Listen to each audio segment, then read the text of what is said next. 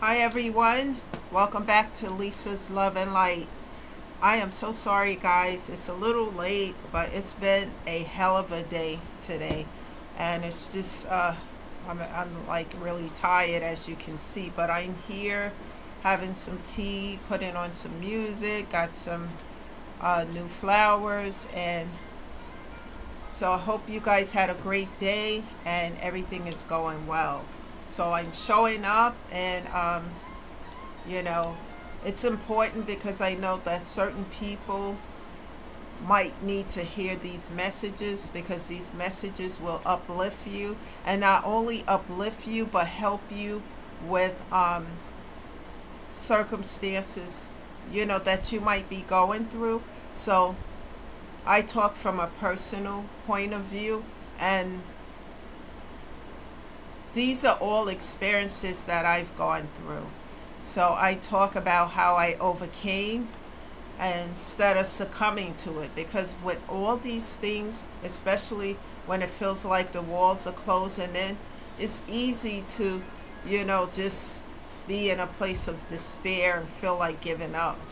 But, I just kept moving forward. The key factor is to persevere. So I know some of you guys look forward to these videos and to hear these messages. And so I can't promise a time, but if you subscribe to the channel, you will know when I'm here. Sometimes these videos like now are being uploaded due to the time and etc. But I'm still showing up for you guys. I'm having some tea and salad. Just it's been a crazy day, so just bear with me, guys, for a minute. What I want to tell you guys also, if I haven't said these things before, I want to tell you that one of the important things that helped me a lot, besides prayer, is fasting. When things feel like the walls are closing in and things feel like they're getting intense, what I do is just go into a 3-day prayer. Not just prayer, but fasting. And when I say fasting, I do eat something, but differently. Like I would eat more healthier, like yogurts, bananas, you know, other fruits like oranges, grapes, things like that. And then, having breakfast drinks, things like that help when I go into the fasting and prayer with God. And when I do those things, it uplifts my mental and physical health, because all these things that's going on in the world right now is spinning on chaos and toxicity. And sometimes it can feel overwhelming, the stress, and everything else that goes along with it. So it's important to keep your mind, in an upright and not allow yourself to, take in all this toxicity that's going on right now. So that's one of the things that help me tremendously. Also, guys, it's important to persevere. And that's the other key factor here. No matter what it looks like, because in the natural, it could look like things are not moving, things are not going anywhere.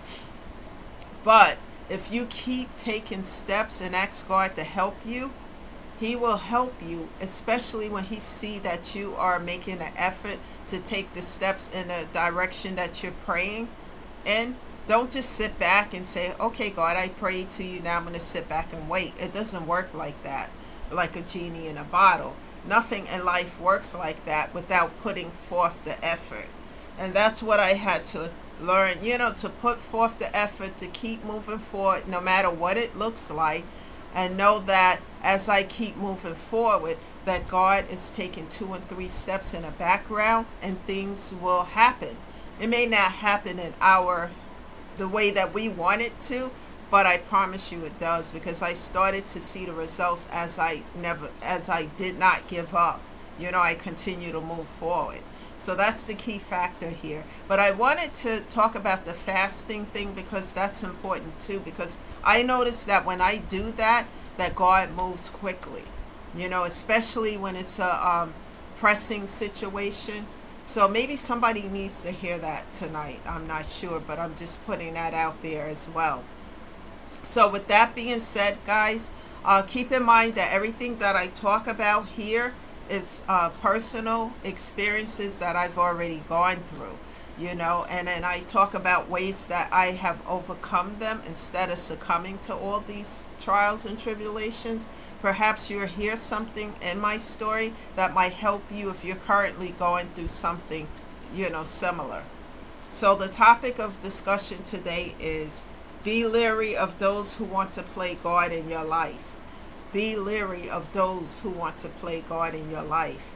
I almost forgot to mention, I'm not a social worker, a therapist, or a counselor. Just somebody who went through a lot of hell and challenges, and I talk about how I became an overcomer and how I took my power back, and instead of letting this overpower me. When I think about this topic, it's just so irritating when someone wants to play God in your life. Why do some people feel the need to control others is what I don't understand. Why do people want to take somebody who may be a little different than they are and twist and bend them and shape them like a pretzel into what they want them to be? I always try to see that, from a different perspective and try to understand what's going on in that person's life that they feel an overwhelming desire and need to control somebody else. Then as I meditate and think about it and look at my own experiences that I've gone through with this, I came to the understanding that people who want to control other people's life and they have that overwhelming desire to do that, they don't have control of their own life. So how can they control something when they don't even have control over their own life and situations? It's just interesting. And it puts me in mind of narcissistic individuals. They have to have the light shining on them all the time, and they want to control people. It reminds me of a time that I was in this toxic relationship that was nearly almost 10 years. And everything I did was a problem, was an argument. I remember one time we were out, it was close to Halloween time, and just the smell of the apple cider donuts and, hay rides, and it was a beautiful day. And this woman came up to me and was talking, said hello. We don't know each other, but it happens to me a lot. People talk to me, it's a good day, etc. And you just have a conversation, then they go about their merry way. Excuse me, allergies again. So this ex felt some kind of way. Do you know her? No, I don't. She's just talking. And that was a big argument because I was talking to somebody that I didn't know. And excuse me, it was just like this person will do anything to start an argument, to just mess up a day, that might be going well. And it makes me think of like the metaphor crabs in a barrel. If one, a bunch of crabs are at the bottom of the barrel, one happened to crawl up and get almost out of the barrel, and you got all these crabs pulling him right back down to the bottom. Because if they can't get out, nobody's getting out. And that's what this reminded me of with this narcissistic individual that I was involved with. Nothing I did was good enough, and it was always like walking on a tightrope. And when I got out of it permanently, because it went in and out, round and about for a while, and then finally it was done. And I had to heal from all of that, because mentally I had low self-esteem. Didn't think, it's just when you are dealing with narcissistic individuals who like to argue and control and etc., you have to build yourself up. You have to heal from all of that. And it took me a long time to build up my self-esteem because of it. So if anyone's going through this, and you're trying to heal from it one day at a time, because everybody don't heal at the same time. Some people take longer depending on the trauma and the situations that you've gone through. But I talk about this too because it's not just narcissistic individuals, just being, and some people, may feel some kind of way what I'm about to say. So I'm going to say it in a different way. I'm going to talk about from my own perspective of what I've gone through. Growing up in a religious setting where everything I did was controlled. Being subservient to people who just looked at me like I was a joke. Didn't have respect for me because I was different from what everybody else is. Just, do what I tell you kind of attitude. And what happens in this house stays in this house kind of situation. And I had to learn to break that pattern, and it's hard because that's a broken way of thinking, a broken way of living.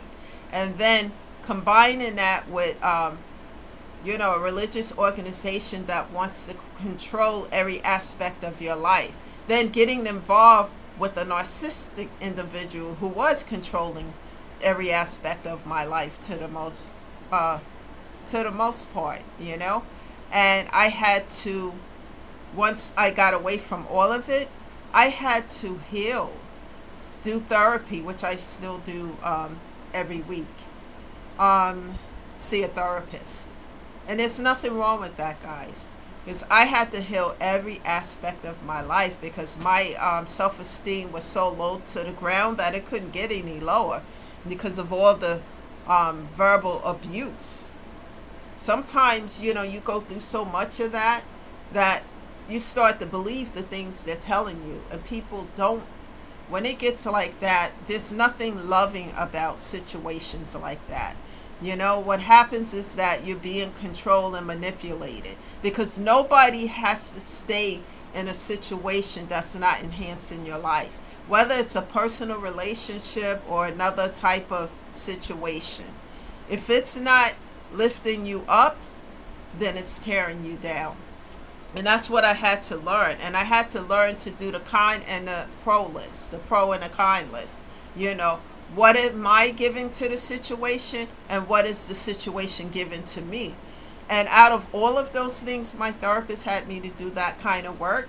I was given to these situations, but the situations were not given to me, And I had to relearn a lot of things. That this is not love. This is not how it should be. No one has a right to play God in your life because you do things different than everybody else, because you are different, or because you march to a different beat of the drum and you are not like how they think you should be.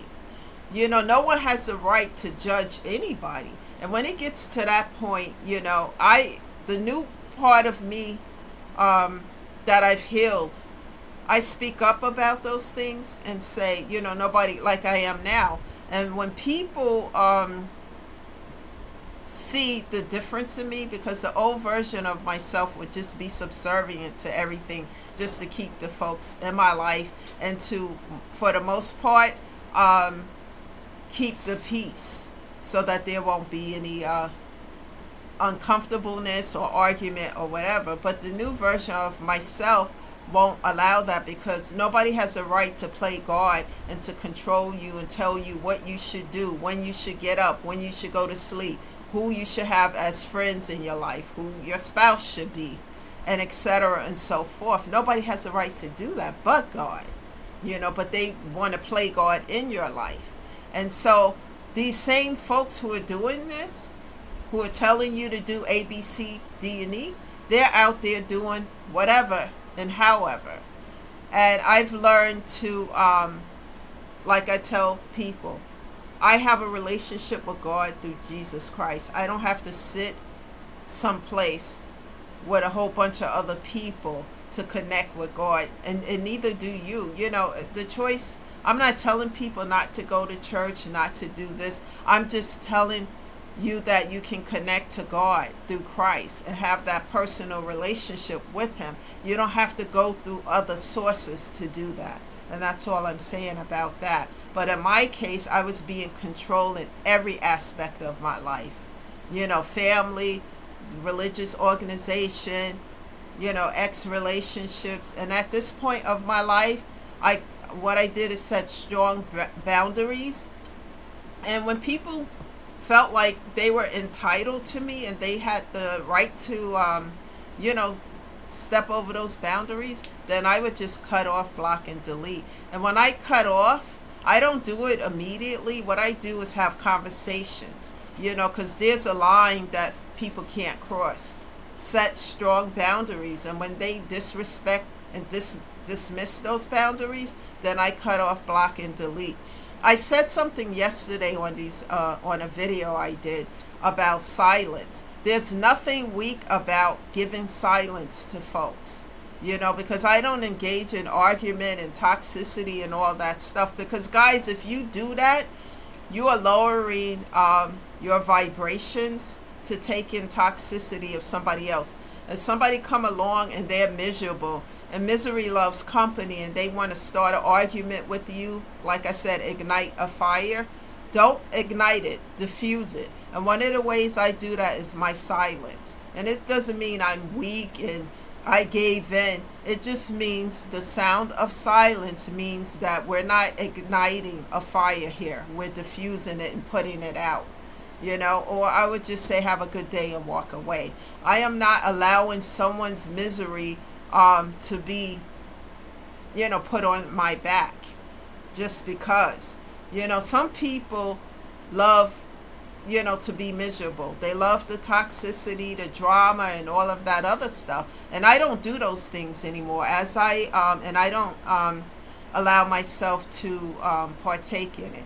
As I continue to heal and do the work, especially when I do the fastings, I just take all of those tons of bricks, as I use as a metaphor, off my back and get rid of it. I don't carry anybody's burdens anymore. I used to do those things all the time. Listen to people's problems and situations, knowing I got to get up at 4 or 5 o'clock in the morning to go to work, and I'm on the phone with somebody trying to help them, but everything else in my life has been neglected because I neglected my own stuff to, help somebody else. So when I did a pro and con list, I was overgiving. Not only was I overgiving to the situation, when I really analyzed it, all those situations were not giving me anything. And people, you don't deserve breadcrumbs. Look at every situation in your life. And if people are trying to control you, manipulate you, tell you got to do A, B, C, and D, set those strong boundaries. Heal yourself, because you don't have to take on people's problems and situations. You don't have to allow people to control you and tell you when to do what and how and etc.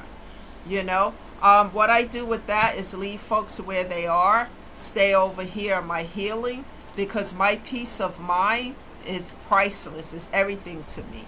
And whether a person like it or don't like it, it doesn't matter at this point. The priority is yourself, guys. Healing your mental and physical health.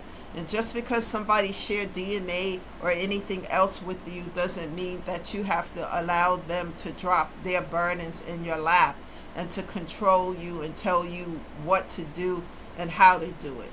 That's not, God doesn't even do that. He give us the choice, because he wants us to come to him out of love, not just fear him.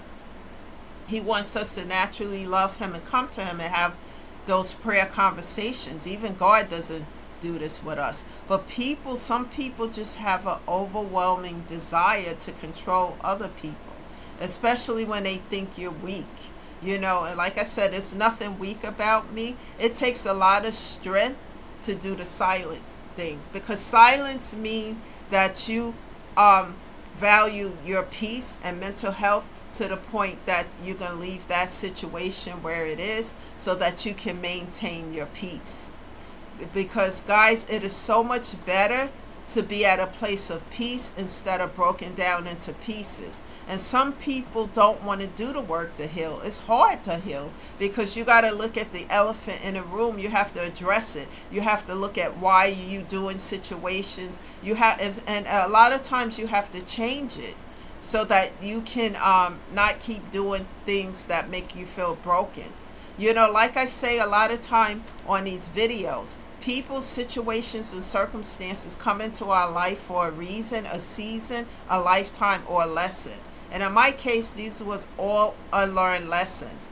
Narcissistic individuals coming in trying to control and change everything in my life, not for the better. And if these things are not uplifting and enhancing your life, and then it's not, for me, it's not going to be there.